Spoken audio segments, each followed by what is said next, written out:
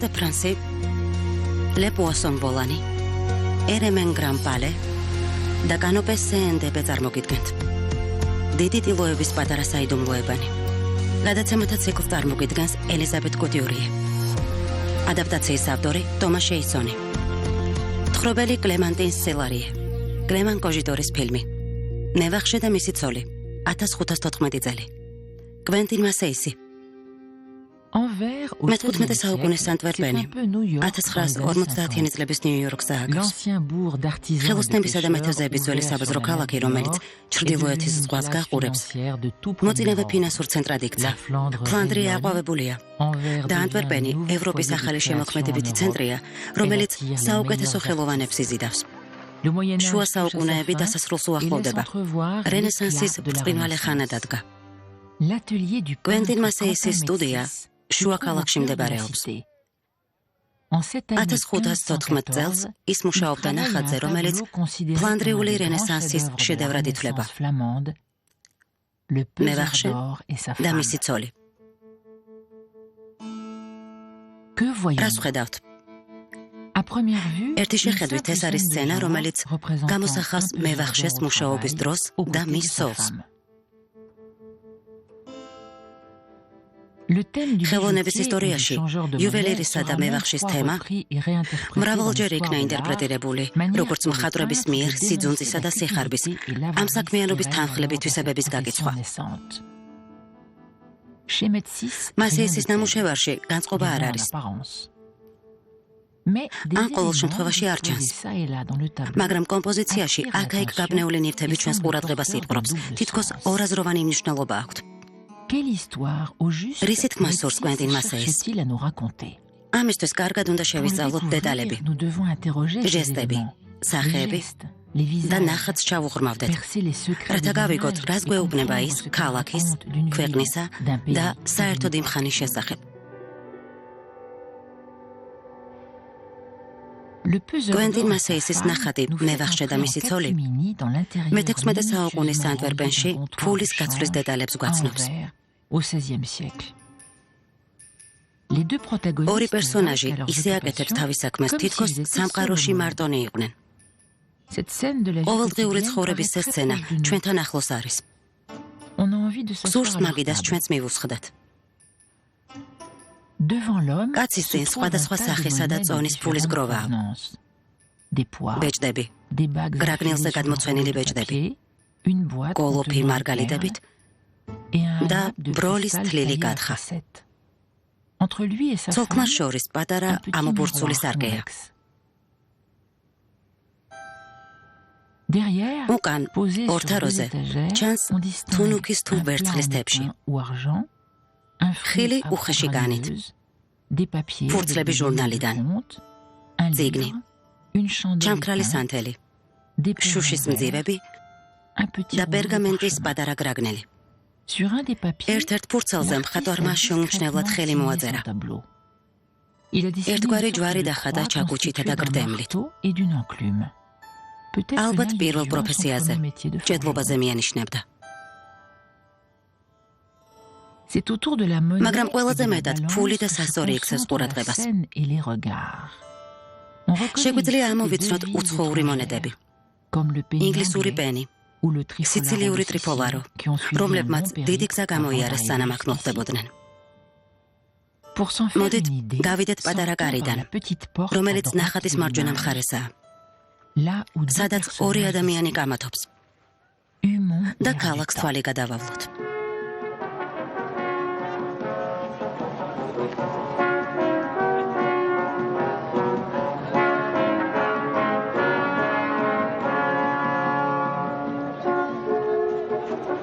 გავისეირნოთ პორტში.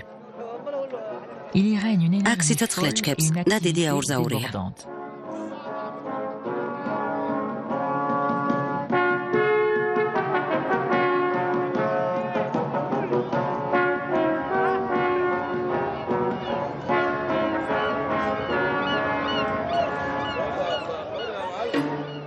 ანტვერპენი კოსმოპოლიტური ქალაქია, ცენტრი, სადაც ვალუტა, ნედლეული და ეგზოტიკური პროდუქტები თავს იყრის.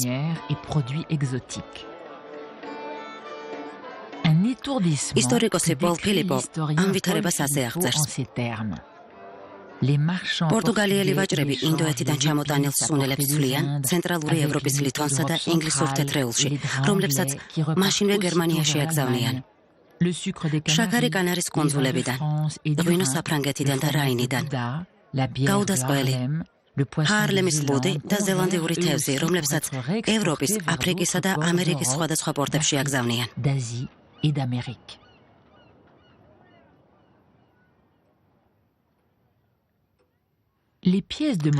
სანამ ჩვენი მევახში სახლში მოხდებოდა, მონეტებმა მთელი მსოფლიო შემოიარა.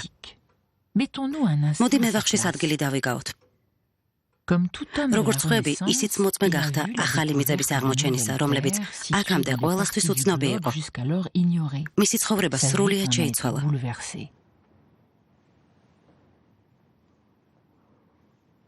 რამდენიმე თარიღი გავიხსენოთ. 1486 წელი.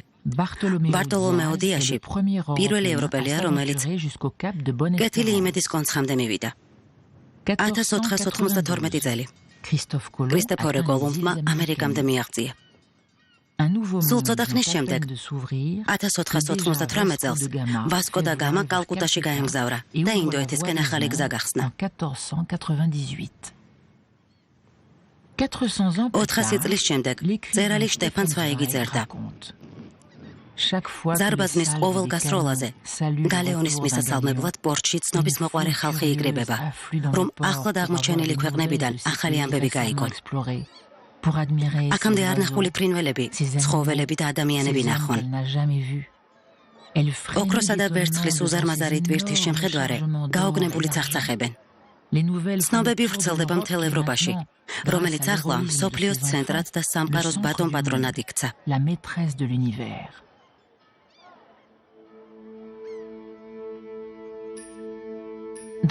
მასეისის სტილოზე მხოლოდ მაგიდაზე დაყრილი მონეტები ასახავს აურზაურს, რომელიც გარეთ სუფევს. მისი ნახატიდან სიმშვიდე იგრძნობა. ამას წონასწორობის განცდაბადებს. პირველ რიგში კომპოზიციის სიმეტრიის გამო. თითქოს ნახატის მარცხენა მხარე მარჯვენა სირეკლავს. ორიგინალზე კომპოზიციის სარკისებური გამოსახულება რომ მოვათავსოთ, ვნახავთ, რომ ფიგურები და ხაზები ერთმანეთს ემთხვევა.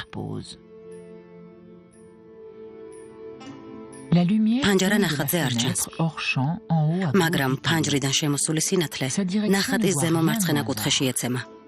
ის ხაზს უსვამს სულიერ ღირებულებებს, რომელსაც ქალი და რელიგიური ნივთები განასახიერებენ. ხოლო მატერიალური ღირებულებები, რომლებსაც კაცი და კომერციული სამყარო წარმოადგენს, ჩრდილში რჩება. კომპოზიციის სტატიკურ და გეომეტრიულ მხარეს უპირისპირდება მოძრაობა, რომელსაც ქმნის კაცისა და ქალის ერთმანეთისკენ ოდნავ გადახრილი სხეულები. მაგიდაზე დადებული ლოცვის წიგნი, რომელსაც ქალი ფურცლავს, და სასწორის თებშები, რომლებიც თითქოს ოდნავ ქანაობს. მასეისი თავის ფიგურებს საოცარ გრაციას ანიჭებს. სულმცირე, უკიდურესად ფაქიზის შტრიხებით ქმნის სახეთა ფერებს, სინათლის ეფექტს. გამჭვირვალე ელფერს ძენს ნივთებსა და გამოსახულებებს. ილუზია იდეალურია. მხატვარი დეტალების მნიშვნელობას ხაზს უსვამს მაგიდაზე მოთავსებული სარკითაც, რომელშიც ანტვერპენის საკათედრო ტაძრის სამრეკლოა არეგლილი. საკათედრო ტაძარი მხატვრებისთვის ძირითადი ცენტრია. შენობაში მათ საგამოფენო სივრცე ეძლევათ. აქ შეიძლება ნამუშევრები გამოფენო და საკომისიო მიიღო. მასეისი შესაფერის ადგილას აღმოჩნდა.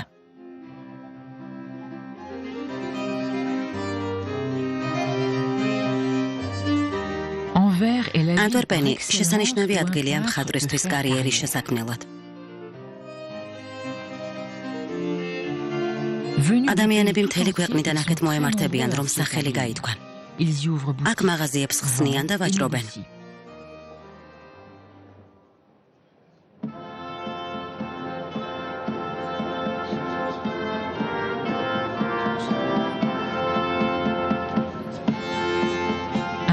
ამგვარად ვითარდება ხელოვნების პირველი საერთაშორისო ბაზარი.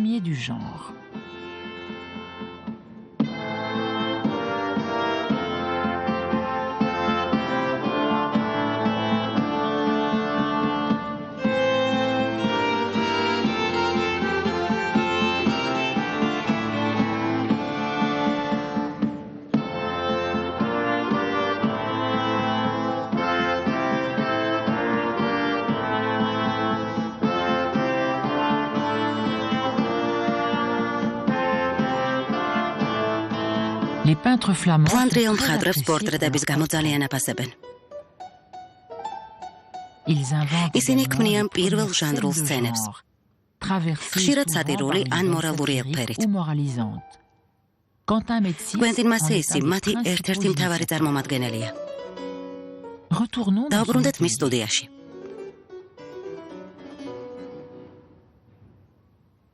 მასეისი მევახშისა და მისი ცოლის ბოლო შტრიხებს 48 წლის ასაკში აკეთებს და ანტვერპენის ერთ-ერთ უდიდეს მხატვრად ითვლება. მასეისი მევახშისა და მისი ცოლის ბოლო შტრიხებს 48 წლის ასაკში აკეთებს და ანტვერპენის ერთ-ერთ უდიდეს მხატვრად ითვლება. ის 1466 წელს ლუვენში დაიბადა. 20 წლამდე მამასთან ერთად მჭედლად მუშაობდა. ვიდრე მხატვრობას ხელს მიყოფდა ჯერ მშობლიურ ქალაქში, შემდეგ კი ანტვერპენის მხატვართა გილდიაში. ის მარტო ხატავს. მხოლოდ რამდენიმე შეგირდი ეხმარება, რომლებიც ფერებს უმზადებენ. კლიენტები მისი სტუდიისკენ მიელვდიან. ბიზნესი ყვავის. კარიერის დასაწყისიდანვე მასეისი განსაკუთრებულ ნიჭს ავლენს. რელიგიურ ნამუშევრებს ქმნის, როგორიცაა მონუმენტური ტრიპტიქი წმინდა ანას საკურთხევლის ხატი, ან ქრისტეს დატირება ანტვერპენის საკათედრო ტაძრისთვის.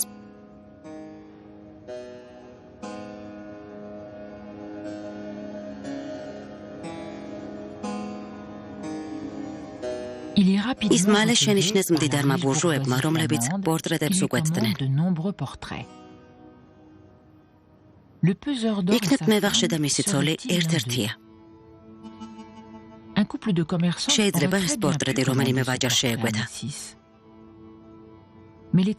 ფიგურების მოხაზულობა უცნაურად ნეიტრალურია. რთულად ამოსაცნობი. სახეებში ხასიათი არ იგრძნობა. სავარაუდოდ მასეისის ნახატი ალეგორიულია.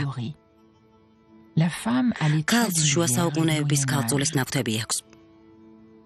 ხელი წიგნზე უდევს, რომელშიც ღვთისმშობლისა და ჩვილის გამოსახულება ჩანს. ღვთისმშობელი მასავით წითელ სამოსშია.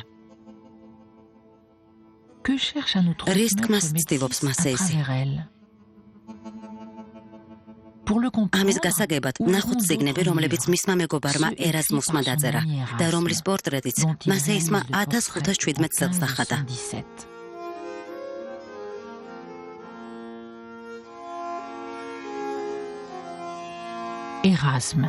ერაზმუსი დაუღალავი მოგზაური, უფლისწულების მასწავლებელი, მეფეების მრჩეველი. ეს კათოლიკე მღვდელი ცნობილი იყო როგორც ჰუმანისტების უფლისწული და იმ პერიოდის დიდი ცვლილებების მემატიანე. მან რამდენიმე მნიშვნელოვანი ნაწარმოები დაწერა, მათ შორის ქრისტიანი პრინცის აღზრდა, სისულელის ქება და ეკლესიასტე. კიცხავდა კათოლიკური ეკლესიის გადაჯარბებულ ძალაუფლებას და მატერიალურ ღირებულებებზე მაღლა მორალს აყენებდა. შტეფან ცვაიგი ამბობს, დასავლელ მწერლებსა და ავტორებს შორის ის იყო პირველი მებრძოლი პაციფისტი. ჰუმანიზმის, სოციალური და სულიერი იდეალების მჭერმეტყველი დამცველი. ერაზმუს ბევრი რამ მოსწონდა, რაც ჩვენთვის ძვირფასია. პოეზია და ფილოსოფია, ენები და ადამიანები, მთელი კაცობრიობა და თავის პირად მისიად მორალის აღზევებას მიიჩნევდა. ქვეყნად მხოლოდ ერთი რამ ეჯავრებოდა: ფანატიზმი. ფლანდრიაში ქაოსი სწორედ ამ ფანატიზმმა გამოიწვია.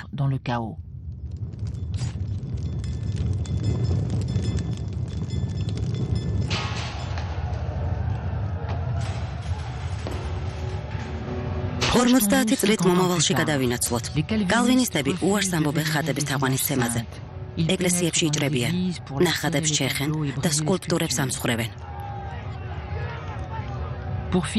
ესპანეთის მეფის ფილიპე მეორესთვის წმინდა ადგილების შებრალვა პოლიტიკურ საფრთხეს წარმოადგენს.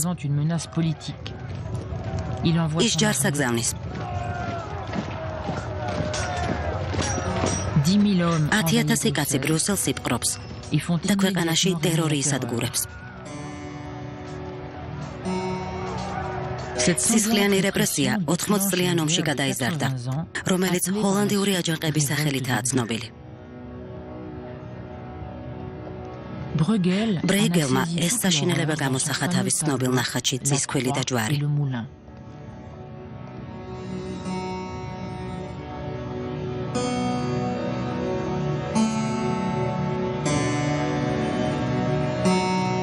Exode, ხოცვა, massacre, ჟლეტა, torture, წამება, persécution. დევნა. Rien ni personne ესპანური n'était ტერორის parvenu დალღას par la ვერამინდა grande ვერაფერი vague de გადაურჩება. terreur venue d'Espagne.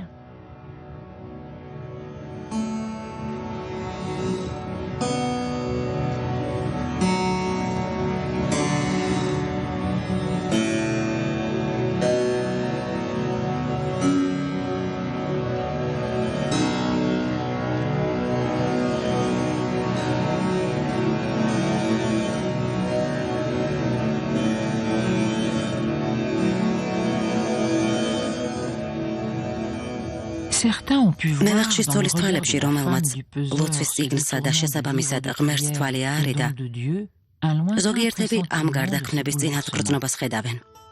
Le tableau თუმცა pourtant ნახატი დროის donne გაყინვის l'impression შეგრძნებას d'un temps ტოვებს. arrêté.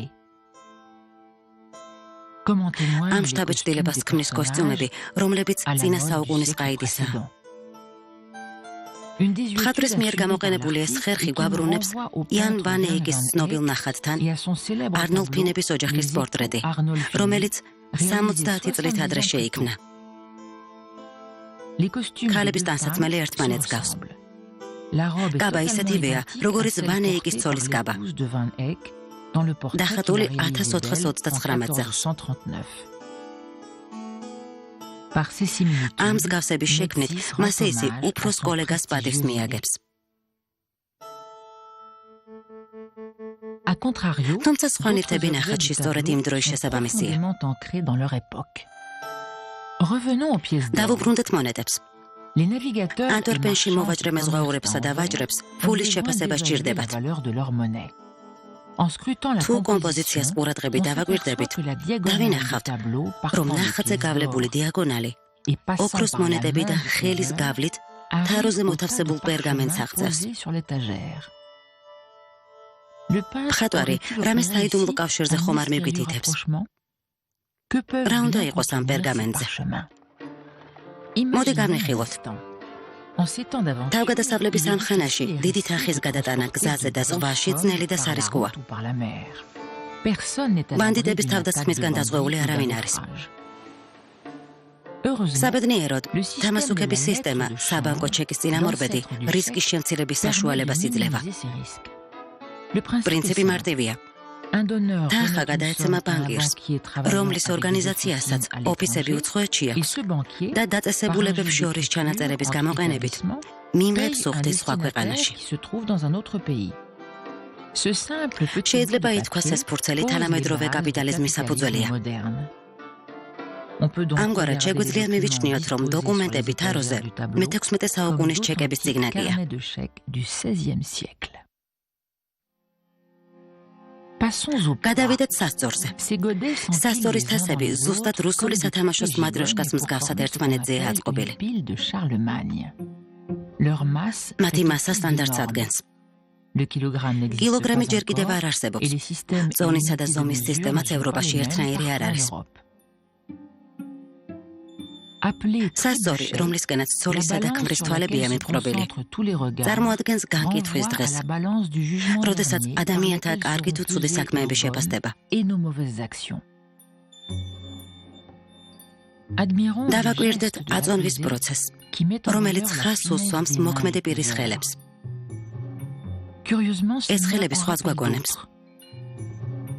იქნებ მასეის შთაგონება მისცა ლეონარდო და ვინჩის ნახატმა ქალი ყურმილით. ეს დასაშვები ჰიპოთეზაა. იტალიელი მხატვრის ნახატი 1488 წელს შეიქმნა, 25 წლით ადრე. ამ პერიოდში ფლანდრიელ და იტალიელ მხატვრებს ერთმანეთზე გავლენა ჰქონდათ.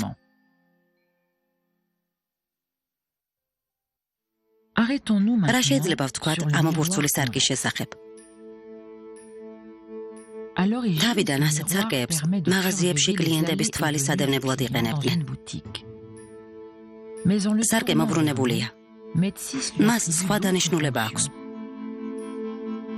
ეს ისევ პატივისცემის გამოხატვა ვან ეიკის მიმართ. კვლავ ცოცხლდება არნოლდ ფინების ოჯახის პორტრეტი. სარკე შეიძლება ვნახოთ პეტრუს ქრისტოსის ნახატზე წმინდა ელეგიუსი და ფლანდრიელი ოსტატის ვერლის ტრიპტიკში. კვენტინ მასეისის სარკეში იდუმალ ფიგურას ვხედავთ.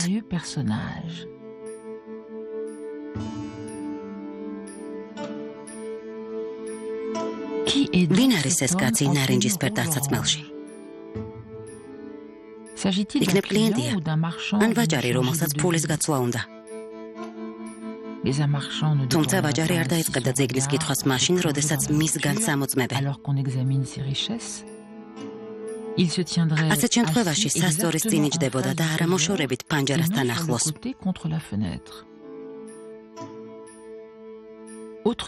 არის ვარაუდი, რომ ეს რელიგიური ფიგურაა. შეიძლება ზაქარია იყოს, იოანე ნათლისმცემლის მამა, რომელსაც ძველად ნახატებში გამოსახავდნენ.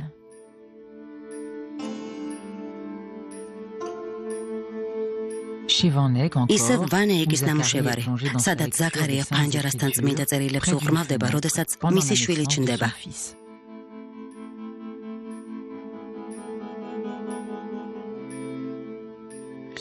მარტივი თანამედროვე ინტერპრეტაციით, ეს მხატვრის ავტოპორტრეტია. რენესანსისთვის ეს ჩვეული პრაქტიკაა.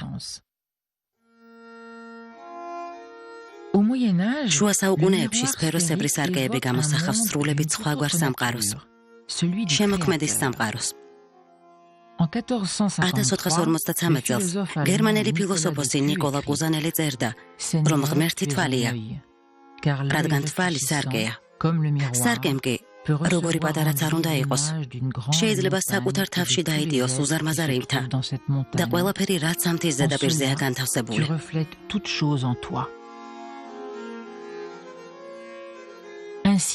ყველაფერი ცხადი ხდება. კომპოზიციაში საგნები მიზანმიმართულად არის მოთავსებული, საგულდაგულო და შერჩეული და სიმბოლური დატვირთვა აქვს. ხის ყუთებში იმალება ყველაფერი, რაც ღვთისნებას ემორჩილება. ხილი თაროზე პირველ ცოდვაზე მიუთითებს. ჩამქრალი სანთელი სიკვდილს ნიშნავს. ამ ყველაფერში რელიგიური ალეგორია ისახება. ეჭვგარეშეა, რომ მევახშე და მისი ცოლი მიანიშნებენ ბიბლიური ეკლესიასთან სიტყვებზე მომენტო მორი. გახსოვდეს, რომ სიკვდილი გელის.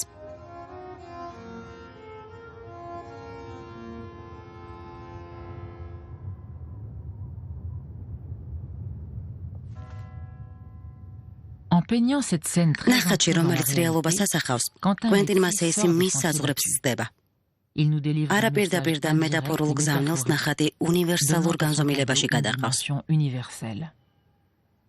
6 წლის შემდეგ, 1520 წელს, ამ თემაზე მეორე ვარიანტი დახადა. კარიკატურას მიმართა. ამ ვარიანტში სახელწოდებით მევახშეები სივრცე იდენტურია, მაგრამ დანარჩენი ამოუცნობი. ხარბ კაცს ოქროს მონეტებით სავსე ტომარა აქვს ჩაბღაუჭებული. მაგიდაზე ფულის გროვაყრია. უკან თაროების სააღრიცხო დათრებით არის გადავსებული. პირველი ნახატის მოგრძალებული სახეებისგან განსხვავებით, მუნდობლობა და მოგების ჟინი ჩანს. კაცები, რომლებიც მაღაზიის გარეთ იყვნენ, მოულოდნელად ამ ნახატში შემოიჭრდნენ. ოქროს პატრონის განძის ხელში ჩაგდება მოისურვეს და მევახშეებად იქცნენ.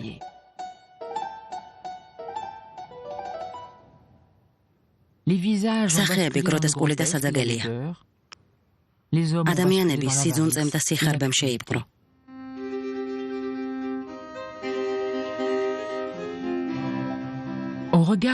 ამ შედარების ფონზე ნახატის მევახშე და მისი ცოლის აზრი ნათელი ხდება. მხატვარი გვაფრთხილებს, რომ ფული რელიგიური და მორალური ფასეულობების გათვალისწინების გარეშე არ უნდა გამოვიყენოთ.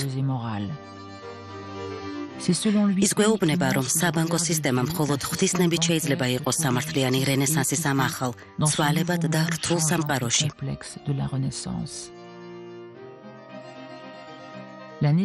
მორალური კაპიტალიზმი სულიერი ღირებულებებით უნდა იმართებოდეს.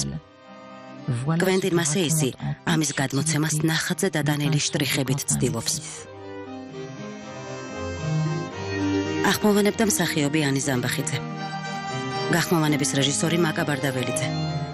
გახმოვანებულია პირველი არხის მიერ.